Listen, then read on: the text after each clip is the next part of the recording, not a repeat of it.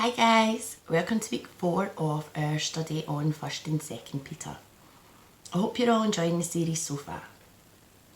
Today we're going to be looking at 1st Peter chapter 4. Now, following a long and detailed discussion on the understanding of Christ in the previous chapter, Peter returns to the theme of innocent suffering in chapter 4. He begins with a clear instruction saying, since Jesus went through everything you're going through and more, learn to think like him. This verse struck a chord with me, and I thought that we should begin this study by looking deeper into the command, learn to think like him. How did Jesus think? And how is that different to how we think? To discover how Jesus thought, I felt the best place to start was in the Gospels, because these were written from first-hand experiences of the people that were living with Jesus during his ministry. At the start of Matthew, we read that Jesus went into the wilderness, fasted for 40 days and nights, and then was tested by the devil. When he was tested in the wilderness, Jesus' first response was to quote Deuteronomy, not once, but 3 times. He immediately relied on the word of his Father. Now remember, Deuteronomy is one of the books that was written by Moses. It includes the 10 Commandments and all the ways that the Jews were told to live, back during their time in the wilderness after their original exile from Egypt. Moses wrote the book, but God spoke directly to Moses to tell him what to write and how he wanted his people to live. That means that when Jesus was tested, he immediately quoted his Father's direct words in order to defeat the devil. So when we reflect on how Jesus thinks, the first thing we realise is that he knows the word, he lives by the word, and he thinks with the word. If you move further on in Matthew, you begin to learn more about exactly how Jesus thinks when he preaches the Sermon on the Mount in Matthew chapter 5 through 7. Love. Jesus loved. He loved everybody always. His first thought was and is always love. After reading the Sermon on the Mount, it occurred to me that Jesus and Moses have more than just a few things in common. For example, if you return to the story of Moses, you will see in Exodus chapters 19 through to 24 that Moses stood on a mountain to deliver the law as directed by God. And now, thousands of years later in Matthew chapter 5, Jesus is standing on a mountain giving the people the new law as directed by God. The theme of love is the key message preached by Jesus, not just on the Sermon on the Mount, but all the way through the Gospels. We learn that Jesus is driven by love over everything else. If we began to live our lives with love at the forefront of our minds, what a wonderful world this would be. During coronavirus, we have seen the best of human nature, but now restrictions are starting to ease and things are indeed returning to normal. So now, just like in AD 70, Peter is telling us that we need to think like Jesus and live our lives with love at the forefront. Peter continues his letter by telling us to think of your suffering as weaning from that old sinful habit of expecting to get your own way. All parents know that weaning takes a while for babies. Well, Peter is telling us that the same applies to us with our new lives in Christ. We must wean ourselves away from constantly wanting our own way and instead insert God into every aspect of our everyday lives and truly want his way for our lives instead of our own way. Peter is telling us that before we were saved by God's grace, we could do what we wanted, when we wanted, and to a certain extent never really had to consider the consequences of our actions. This has unfortunately led to the human race always expecting to get their own way. But like we discussed in chapter 3, God does everything at the appointed time, which means just because we want something doesn't mean that is the right and appointed time to get it. There may never be a right and appointed time in God's plans for our wants. So if that's the case, then we need to learn to want God's will in our lives more than our own selfish desires. Peter tells us that if we do this, then you will be free to live the life God wants instead of being tyrannised by what you want. In verses 3 through 5, Peter addresses the exiles' lives as Gentiles, the reaction of their former friends to their conversion, and the reassurance of divine judgment on both the living and the dead. He clearly tells the exiles that they need to make a break away from the old way of living and concentrate on putting God at the forefront of their lives. Even if their friends don't understand the change, they must still put their past in the past and live how God wants them to live now. Although some friends may hold you to account if you suddenly stop doing the things with them that you've always done, I feel this is the perfect time to use God's grace and presence in you to explain to your old friends exactly what the change in you is. You don't need to justify yourselves to them, but I think if you're living God's life, then you could also bring them to know the Lord. When Peter states in verse 7, everything in this world is about to be wrapped up, so take nothing for granted. I feel now in 2020 this verse touches a lot, if not all of us, with so many people throughout the world dying of coronavirus and with it not caring who it affects, old, young, fit, unfit, black, white. I think every one of us during this lockdown has learned not to take anything for granted because we don't know when it will all end. Realising now more than ever that we can never take anything for granted, I think the only way to truly do this is again live like Jesus did. Think like Jesus thought and live a life centred around love. In order to take nothing for granted, the first thing Peter has instructed us to do in verse 7 is stay wide awake in prayer. Different versions state it in different terms. The NIV states, be alert and of sober mind so that you may pray. The Message tells us to stay wide awake in prayer. But my favourite version of this verse comes from the Amplified Bible. It tells us to be sound-minded and self-controlled for the purpose of prayer, staying balanced and focused on the things of God so that your communication will be clear, reasonable, specific, and pleasing to Him. If we are not being distracted by our own wants and needs and we focus on God, then we will be self-controlled, and when praying we will be asking for His will and not our own. Again, just like Jesus did. After telling us to stay wide awake in prayer, Peter tells us, most of all, love each other like your lives depended on it. Now, this is the second time within 4 chapters that Peter's used the same statement. In chapter 1, verse 22, he told us, now that you've cleaned up your lives by following the truth, love one another as if your lives depended on it. And in chapter 4, verse 8, he tells us once again, most of all, love each other like your lives depended on it. Love makes up for practically anything. I'm sure most of us have had times in our lives when we've felt that our lives depended on many things. But this verse sets a wonderful standard for us all. All I need to do is love others as if my life depended on it.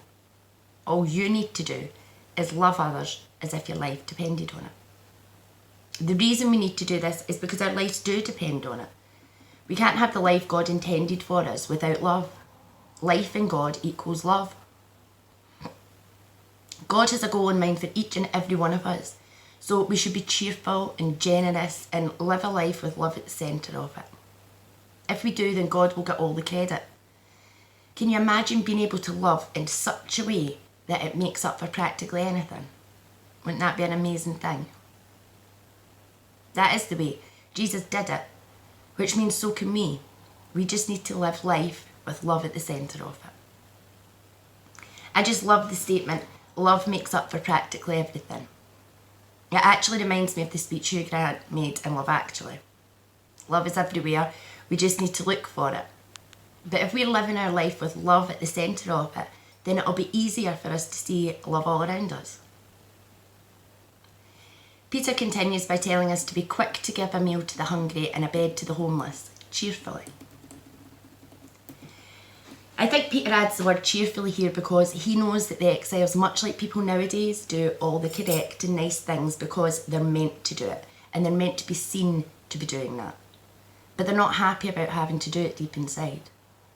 Peter tells us that we need to do acts of charity cheerfully and because we want to, not because it's what we should be doing. But if you're living your life the way Jesus did, with love as the most important thing, then you will be naturally doing kind things cheerfully.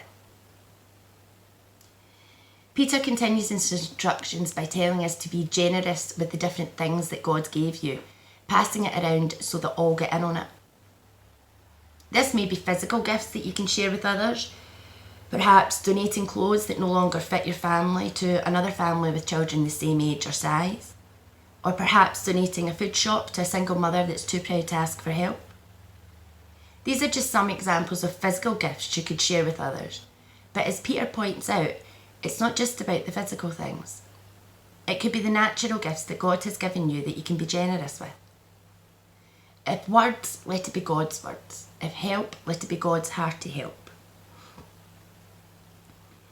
That means that if you're a good communicator and you're able to spend some time calling around people from the church, chatting to them and encouraging them, then be generous with that talent that God gave you. If you're blessed with a flair for decorating or a talent for arts and crafts, use this talent generously to bless people with God's hearty help. By doing this, Peter tells us that way God's bright presence will be evident in everything through Jesus, and he'll get all the credit as the mighty one in everything. I noted that Peter didn't say God's presence, but God's bright presence. To me, that conjures up the vivid picture of the sun shining through a cloud. If we have God's presence in us, like we discussed in chapter 3, it will radiate out through us in a holy beauty, so that people can see the difference in us and want to know what it is. If God's bright presence is radiating out through us because of the way our lives changed when we became Christians, then others will know that's the reason for the change in us, and it's Jesus. We have been a shining example of God's bright presence so that he can have the glory. In verse 12, Peter returns his focus to community concerns, including sharing Christ's suffering. Friends, when life gets really difficult, don't jump to the conclusions that God isn't in the job. Instead, be glad you're in the very thick of what Christ experienced. This is a spiritually defining process with glory just around the corner. This brings us back again to what we discussed in chapter 3, that everything has a right and appointed time. God works in the background. If I'm perfectly honest, I've lost track of the amount of times that I thought God has deserted me over the years, only to realise later that when I was at my lowest moments, he was in fact carrying me all along. I know that God will never leave me or desert me, but we have a tendency to assume that if we can't physically see God working on a situation that we're in, and working things the way we want them to be working, that he has given up on us and deserted us. But it's actually us that have given up on God and not trusting him or his word. In this verse, Peter is reiterating his point from chapter 1 about gold being proved gold when it goes into a fire, and our faith being proved genuine when put through suffering. Sharing in Christ's suffering is a spiritually refining process with glory awaiting us in heaven. Peter continues this theme by explaining it's the Spirit of God and his glory in you that brought you to the notice of others. He goes on to make the obvious point that if you've been put through suffering for breaking the law, then that's a different matter. However, in verse 16 he states, but if it's because you're a Christian, don't give it a second thought. Be proud of the distinguished status reflected in that name. After reading that verse, I had to stop and think about the enormity of that statement. Be proud of the distinguished status reflected in the name. I know that when I'm filling in forms and the question of religion is asked, I put Christian, just naturally. But what Peter said there made me think that I shouldn't be putting Christian as my religion without thinking about it. I should be proud and in reverent awe that because Jesus died on the cross for me and saved my sins, that I have been given the distinguished status of Christian as a name. Peter continues by reminding the exiles and us that judgment time is approaching, and that as Christians we will be first in line. But we should realise that if the righteous barely make it, then how much worse for the ungodly and the sinners. Peter closes off chapter 4 with one of my favourite verses. So if you find life difficult because you're doing what God said, take it in stride. Trust him. He knows what he's doing and he will keep doing it. It all goes back to trusting in God and his plans for us, time and time again. That old chorus, "Oh, the path be long and narrow, but follow we will," comes to mind when I read that verse. No matter how difficult life is, no matter what hurdles and trials are sent your way, no matter how hard day-to-day life gets, if we're trusting God with our lives and following the plan He has for our lives, then we don't need to worry or stress about anything, because God has it completely in His hands. All we have to do is trust and love, just like Jesus did. This past week has been a hard pill to swallow for much of humanity after seeing the outrageous racist attacks in America. But through all the hurt, racism and anguish felt by millions of people the world over, every now and again a bright light shines through. God's presence can be seen when police in America are putting down their batons and standing beside the protesters. When a group of black men are shielding a white policeman that's been separated from his unit. Like examples of God's bright presence shining through acts of love. If you're struggling to see love in the world just now, then this quote maybe help you. Whenever I get gloomy with the state of the world, I think about the arrivals gate at Heathrow Airport. General opinion starting to make out that we live in a world of hatred and greed, but I don't see that. It seems to me that love is everywhere. Often it's not particularly dignified or newsworthy, but it's always there. Fathers and sons, mothers and daughters, husbands and wives, boyfriends, girlfriends, old friends. When the planes hit the Twin Towers, as far as I know, none of the phone calls from the people on board were messages of hate or revenge. They were all messages of love. If you look for it, I've got a sneaky feeling you'll find that love actually is all around.